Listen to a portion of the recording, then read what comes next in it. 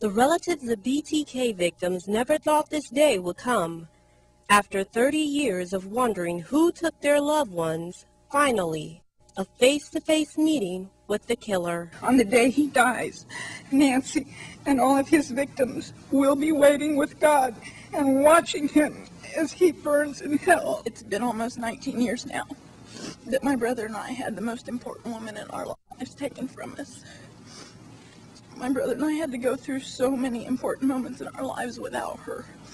Every day is a struggle to get through without her. If I were vindictive, I would wish you many long, emotionally tortured years in your cage, haunted every night by your victims' hopeless pleas for mercy as you played God and pronounced their death sentences upon them. One by one, children and husbands of the slain victims came forth with a message for Dennis Rader.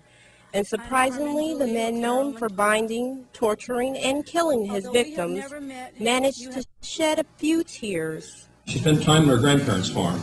Well, I did too, as a kid. I have many fond memories of that, and I took after her. She went to Valley Center. I was at Valley Center High School for 2 years. Walked the halls, probably at the same line.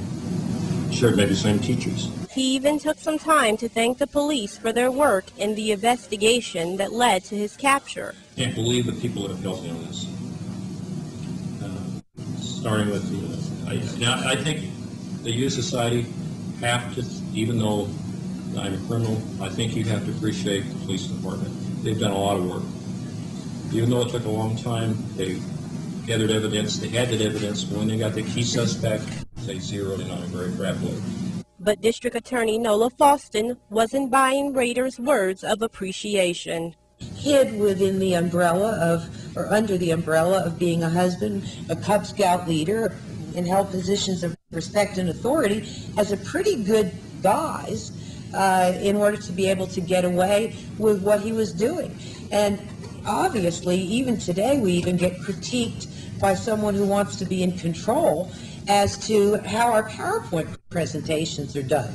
And that we also get the Golden Globe Awards with Mr. Rader taking control of the courtroom in order to give his final criminal justice awards of the week. In the end, the judge sentenced the former church president and Boy Scout leader to 175 years in prison without bond.